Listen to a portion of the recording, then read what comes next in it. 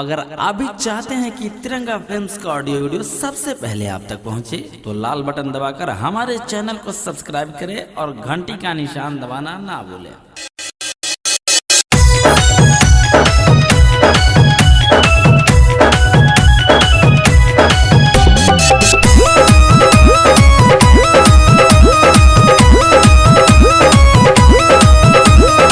Music by तिरंगा films चकिया। माइके मूर्ति दूर बड़ी बाटे, चली चली ए राजा जी साथे। माइके मूर्ति दूर बड़ी बाटे, चली चली ए राजा जी साथे। हम न जाइब केला बड़ी बीर हो खेला, हम न जाइब केला बड़ी बीर हो खेला। डर लागे बड़ी झुंडा से हो, डर लागे बड़ी राजा गुंडा से हो। मूर्ति लादी हीरो हुंडा से हो, डर लागे बड़ी राजा गुंडा से हो। मूर्ति लादी हीरो हुंडा से हो।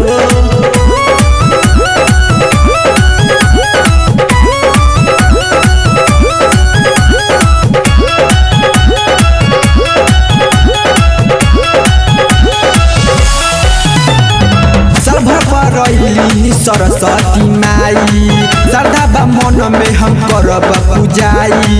मैया के पूजा अपना दूर पकड़ाइब, शारदे मैया के गीतिया गाइब। सल्भ पर रही सरस्वती माई श्रद्धा बा मन में हम करब पूजाई। मैया के पूजा अपना दूर पकड़ाइब, शारदे मैया के गीतिया गाइब। बहुते दूर बा सफर हमरा लागे बहुते डर, बहुते दूर बा सफर हमरा लागे बहुते डर। मोछा मुंडा से हो, डर लागे बोरी राजा गुंडा से हो। मूर्ति लादी हीरो हुंडा से हो, डर लागे बोरी राजा गुंडा से हो। मूर्ति लादी हीरो हुंडा से हो।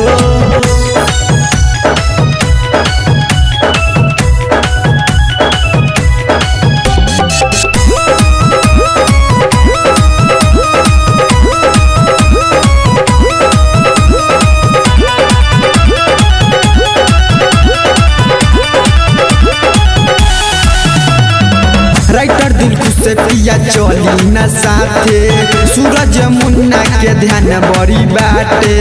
अमित हंस हरिओम के बता दी, हम न जाइब अपना भाई के साथे।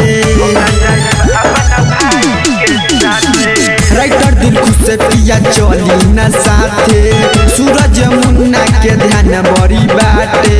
अमित हंस हरिओम के बता दी, हम न जाइब अपना भाई के साथे।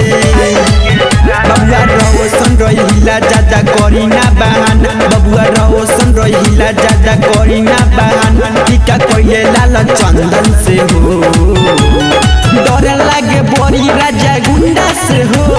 मूर्ति लादी हीरो हुंडा